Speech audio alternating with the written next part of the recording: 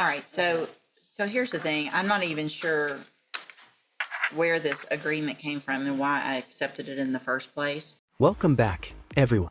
Today's case is one that combines probation violations, out-of-state arrests, and a defendant who has been given multiple chances, yet keeps pushing the limits. We're looking at the case of Letitia Tibwa, who's on probation for failure to comply with sex offender registration. Now, at first glance, it might sound like a straightforward probation revocation, but what unfolds here is much deeper. We've got a history of missed check-ins, multiple prior hearings, excuses about family hardship, and even a new arrest out in Florida that throws everything into chaos. The big question for the judge is this: how many second chances are too many? And for us watching, it's whether the system should keep giving leniency or finally crack down. Stick around, because the judge's reaction at the end is absolutely explosive. Okay, this is cause numbers 22-39100 and 22-39101. Are you Letitia Tebow? Mm-hmm. And Ms. Tebow is currently on probation for failure to comply with sex offender registration in each of these cases. I looked this up. I think there may be, and Ms. Simon's here, this update report says 2 10-year adjudicated probations, but it was a 2-year term. It was 2 over 5. 2 TDC over 5, correct? Yes, that's where that was. Okay, just making sure. And so Ms. Tebow was previously here, entered pleas of true to counts 2 and 4 in the motion to revoke probation. And I've received the updated pre-sentence report. Have you all received that updated report? Yes. Any additions or corrections to that other than the one that I already made? Nothing. And there was no agreement. Is there any evidence with regard to the other counts, Mr. Hoffpower? Any new failed to register? No.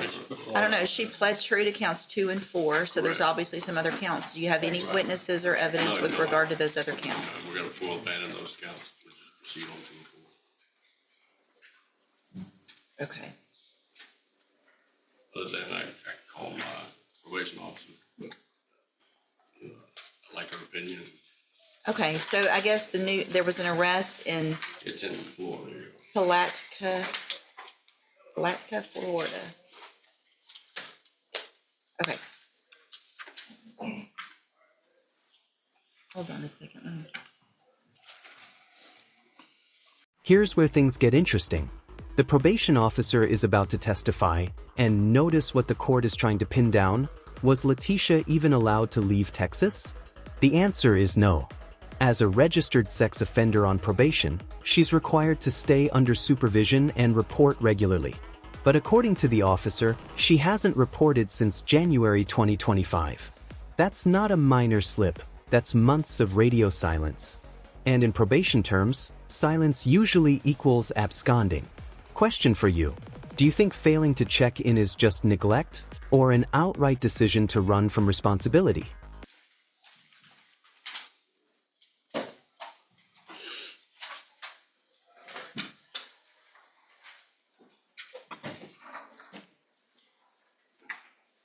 Putnam County.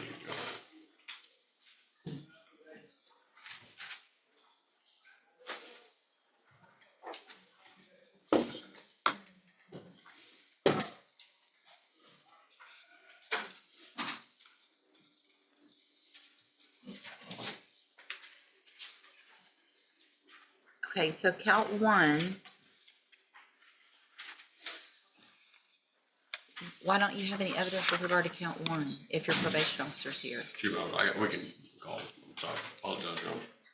Ma'am, would you please raise your right hand? Do you swear or affirm the testimony you're going to give in this hearing will be the truth, the whole truth, and nothing but the truth, so help you God? Thank you. You may proceed. Ms. Please take the name from right, please. Sarah Simon. I'm assuming are you the probation officer assigned to Ms. Tebow? I am. Okay, and how long have you been first probation officer? Year and a half. Okay, and throughout the time that you've been a probation officer, has you complied with the terms of her condition? No. Either one of the cases. Speak up, please. I'm sorry. Okay, no, she has not. She's not. Yeah, okay, in what instances has she not complied?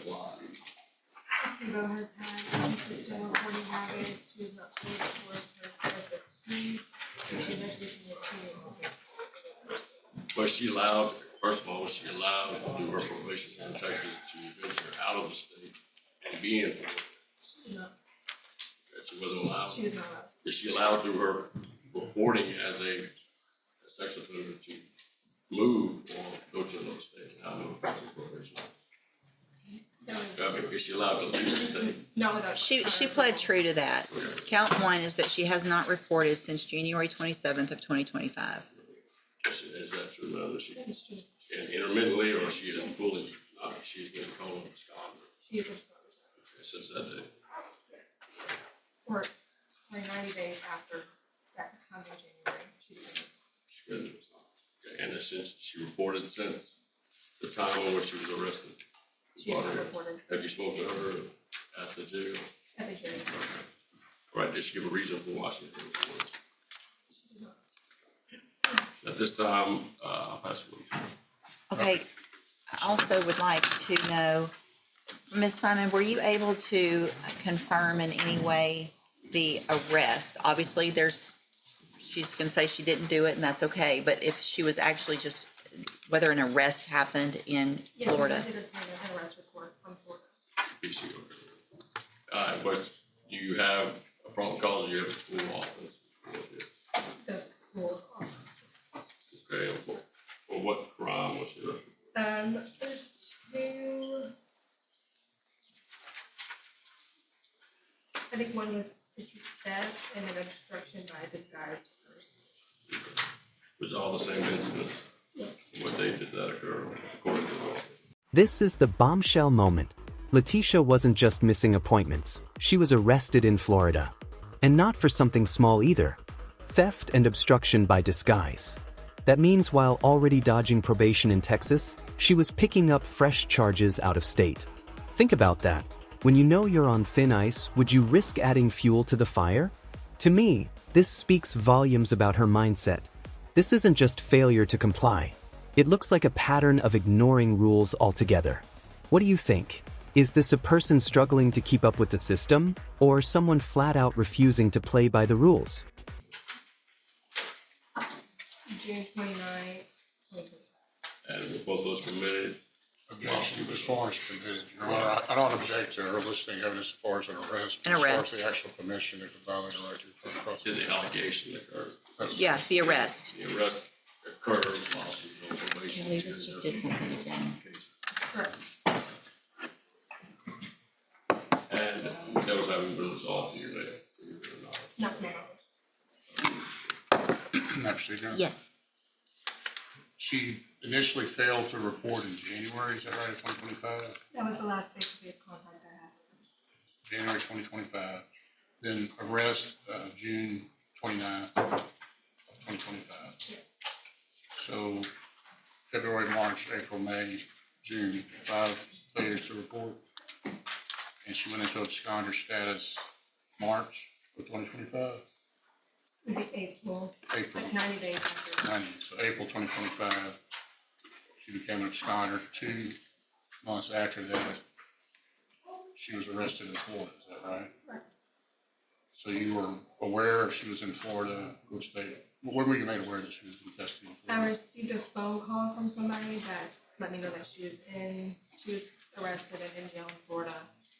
And then that's when I obtained this arrest report.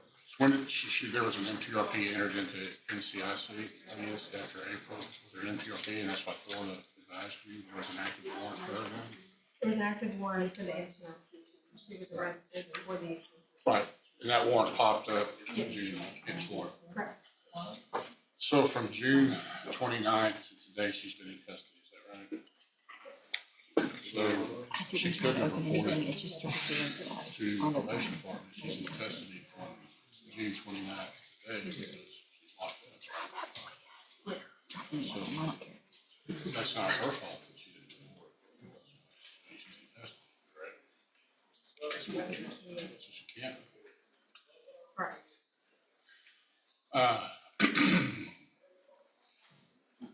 As far as supervising her, she has reported, you say inconsistently, but that means she has reported some, correct? Correct. During the times that she has reported, have you been able to interact with her appropriately? She maintain proper demeanor, that type of thing? She was, yes, but she was consistently late. I had to reschedule her several different times to get her to the office.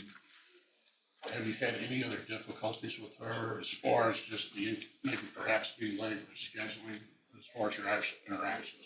She maintain appropriate demeanor, acted appropriately with you? Yes.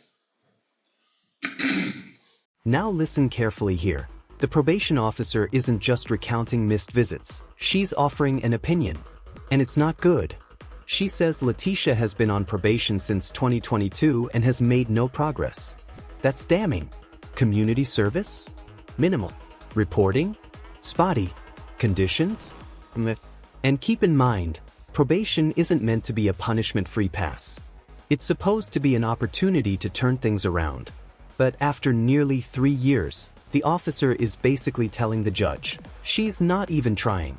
So let me ask you, should the court keep extending her probation, or is enough finally enough? Would you object to continuing the supervision? I would, Why is that? my personal opinion, I don't think this too sees her probation as a priority. She has been on probation, I think, since 2022 and has made no progress in regards to her fees.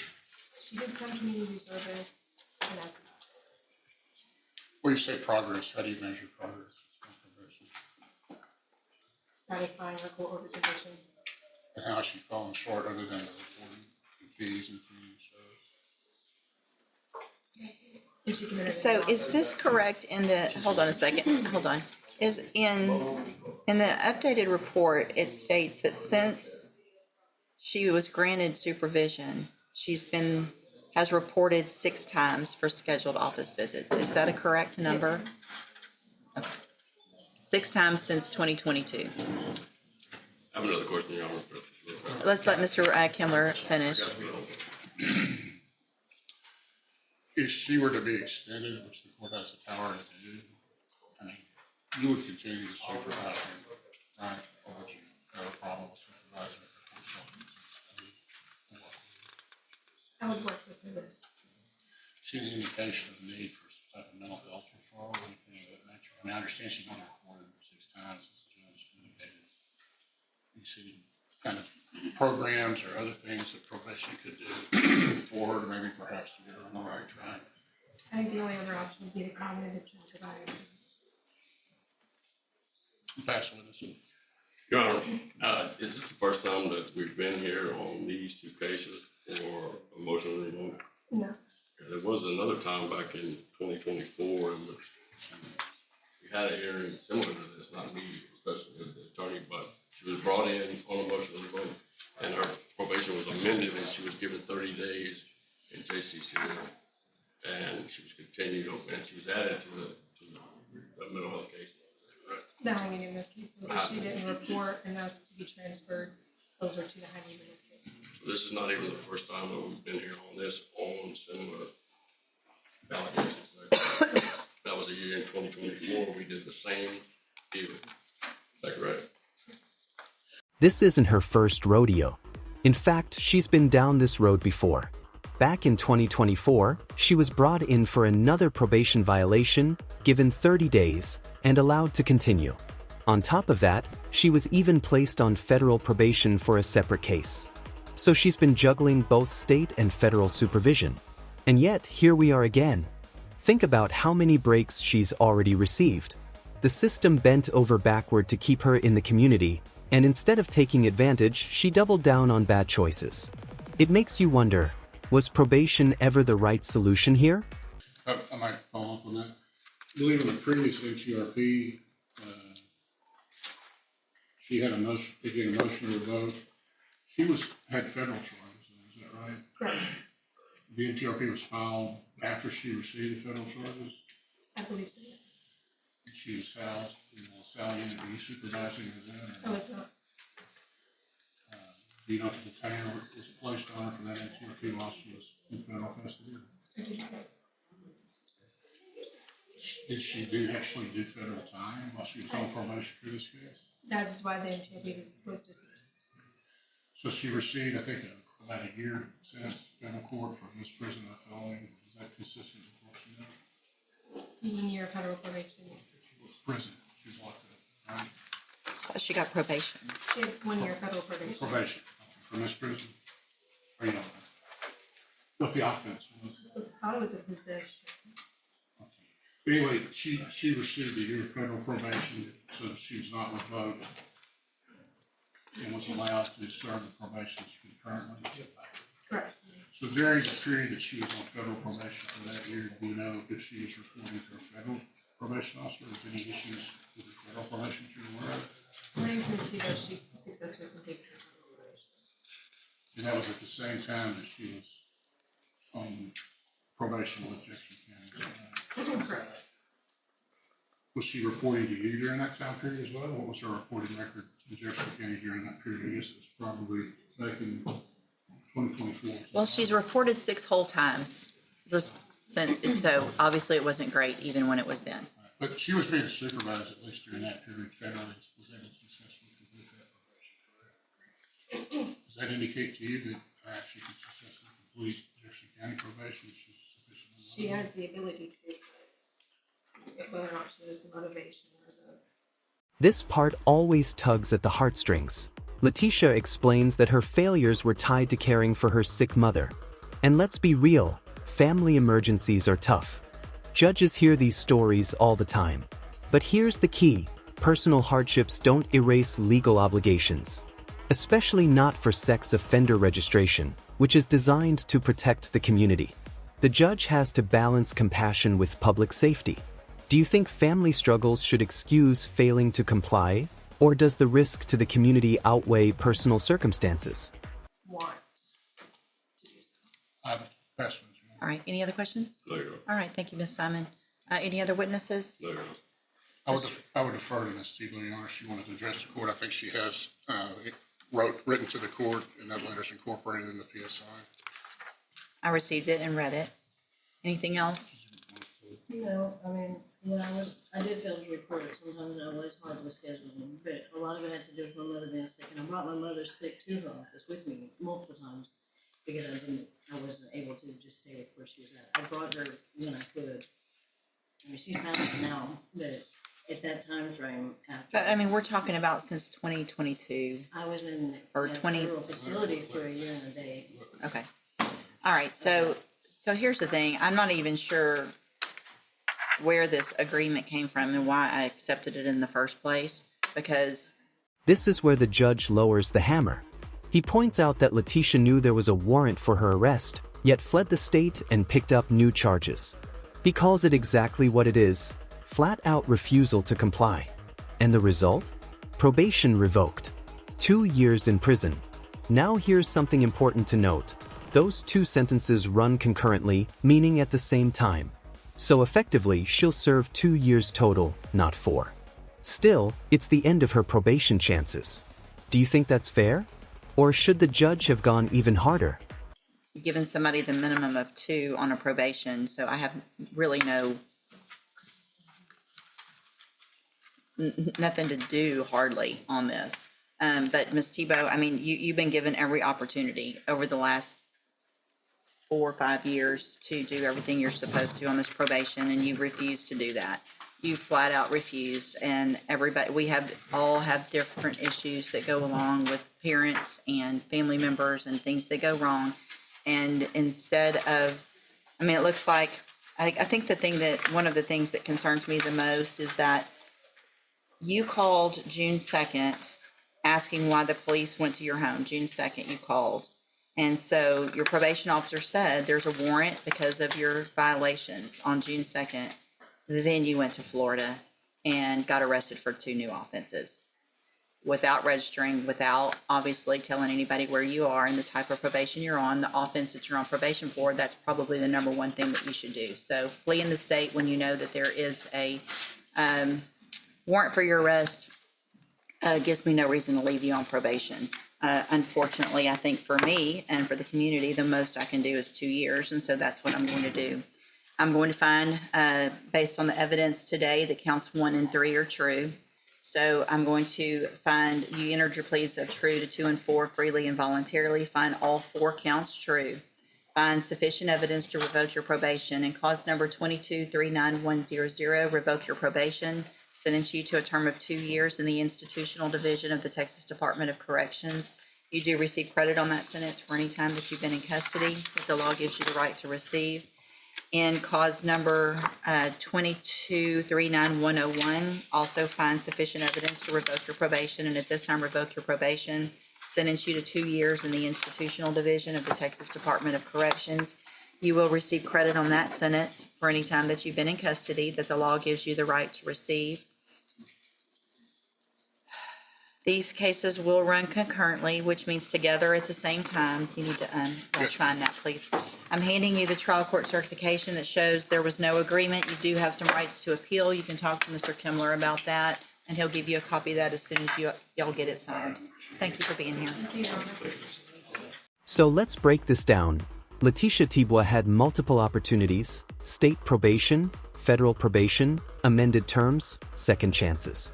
But time and again, she failed to comply. Missing check-ins, leaving the state without permission, picking up new charges, and refusing to register as required, each of these pushed the court closer to this outcome. Ultimately, the judge had no choice but to revoke probation and send her to prison for 2 years. And that raises the bigger question: how many chances should someone get before the court finally says enough? If you found this case as shocking as we did, make sure to hit that like button, share your thoughts in the comments, and don't forget to subscribe for more jaw-dropping courtroom breakdowns.